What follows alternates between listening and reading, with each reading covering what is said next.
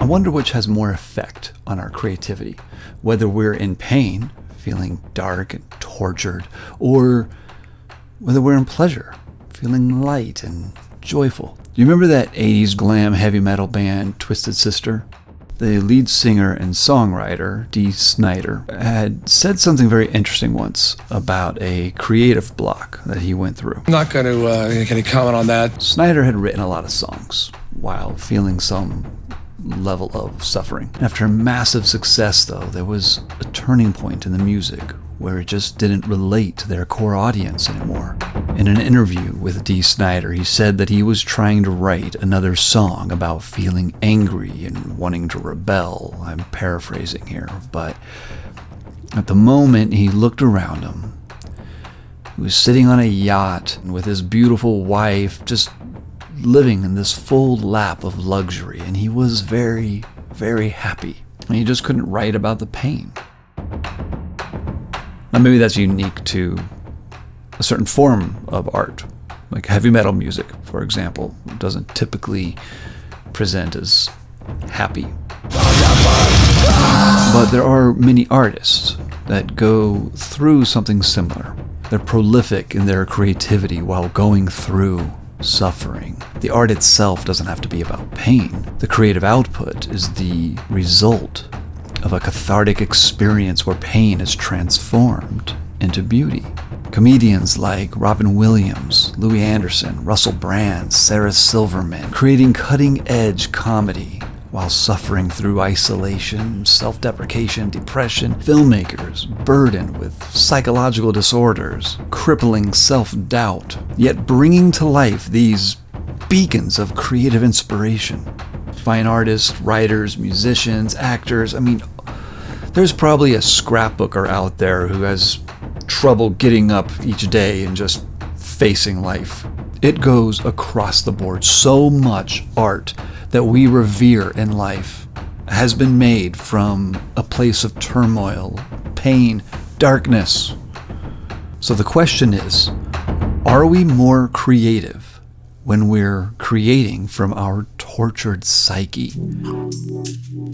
To be clear, I don't mean just going through difficult moments while creating art. I mean, I think every artist of every art has their hiccups, their moments of doubting whether they're doing anything good or hating everything that they just did or just feeling in general really, really terrible about life. That's all probably very normal. Now, I'm talking about the art that requires that the artist is always rooted in this misery.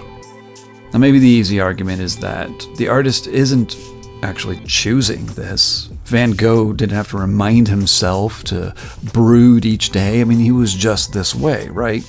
But what if Van Gogh didn't eat paint chips or whatever it was he did? Or what if he exercised and ate pretty nutritious diet? And would he have still created that same art? What about Hemingway? What if he meditated, took 5-HTP, had cold water therapy? I mean, anything. So maybe he wouldn't have been depressed, maybe he wouldn't have committed suicide, but would it also then have robbed us of the great literature that he contributed to the world? These questions, of course, aren't really meant to be answered. They're just meant to inspire the deeper question, and that is, are you less of an artist without your pain? So I'm a Star Wars fan. And there's a couple things that I've wondered about. If we can imagine for a moment that faraway, long ago galaxy is real.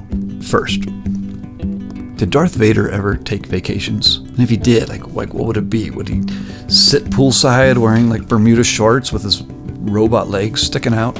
Force choke the maitre d' because the seared tauntaun is overdone? Okay. I'm sure there's a lot of people out there who would argue whether or not he took vacations. But what I've wondered more is about the whole dark side of the Force. Like, is there really more power to it? In feeling your anger, your self-centeredness, your hatred, does that really give you some edge? And then, what if you start to feel happy? Now, as far as in the Star Wars world here, what happens if you feel happy and you're Darth Vader or the Emperor? You see a little baby Yoda and you just think, oh, he's so cute. Does it, like, all of a sudden, do you lose some of your power? I mean, that seemed to happen to Dee Snider of Twist's sister, but yeah. So Darth Vader would not take vacations. That's obvious. I guess that is the case. You do lose your power. Okay. Solve that one. The thing about pain is that there seems to be no end to it unless your focus shifts away. Suffering is a unique condition of consciousness where pain becomes internalized and it perpetually recycles itself. If your focus isn't distracted or intentionally shifted, you can hold on to that suffering for your whole life. Creating art in this way has its advantages because the suffering acts as an ember that fuels the creativity, and there can be a constant supply of it. As an artist, it's enticing to have an abundance of inspiration. It's a cathartic experience of transforming anguish into some form of beauty. But you need to revisit that anguish again and again and again. I know I'm on a touchy subject here. I'm suggesting that pain is a choice, and there's reward in it. I mean, not only do we allow ourselves our vices when we see ourselves as victims of life, but as artists, there's something special about that tortured artist. And the end result is art that can be more intriguing. I mean, look at Dante's Inferno. Monsters and torture, nude bodies writhing. It's so intriguing. But nobody really cares about Dante's Paradiso or Purgatorio. So if creating art from a place of pain or darkness can transform into joy, well, what about just creating art from joy in the first place? A quick side note here. There are many artists who experience pain in their lives and use their art to change how they feel.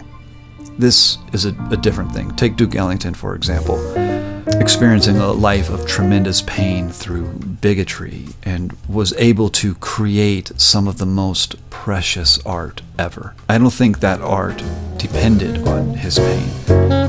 I think that he created his art regardless of the pain. He just wouldn't let the pain stop him.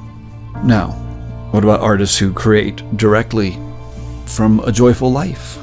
There is no shortage of happy artists. John Cleese, Steven Spielberg, Chance the Rapper, Tom Hanks, people who create great work and I think in general live a joyful life, bring their art to the world from a place of happiness. Creating art from a place of joy has the advantages of expressive freedom. You're less likely to be restricted. Your voice has the room to play, to try new things, to go wherever it wants and just not be constrained by the identity of suffering. Look what I have created! I believe joy is a natural state. I mean, we might learn our way out of it quickly, but I do believe we come into life with joy and have access to it at all times. Joy is innocent, and innocence doesn't really judge anything. To create from this state of mind, there can just be total freedom to go wherever, do whatever, pull out whatever. There's no concern. I mean, as we create, of course, we also step back and discern and evaluate and see what we need to do to modify, change. We do add some judgment to that afterwards, and that's what helps elevate the art to the masterpieces that we want to create. But that beginning is always from that state of total innocence, like Einstein with the brain that's like a 2-year-old. Personally, when I'm in that timeless zone of creativity, complete union with whatever it is that I'm working on. I'm neither in pain or in pleasure. So perhaps the best art isn't really about pain or pleasure, being tortured or happy at all. It's just about being present with it. It may make no difference if the artist is happy or sad, as long as he or she is in total surrender to the art process. I definitely don't know for sure. I wish I did. What do you think? Are you more creative if you're feeling more tortured or feeling happier? Or do you also find that most creative zone seems to have none of that and none of it seems to matter? And being the tortured artist is maybe not necessary at all. I'd prefer that. I definitely would.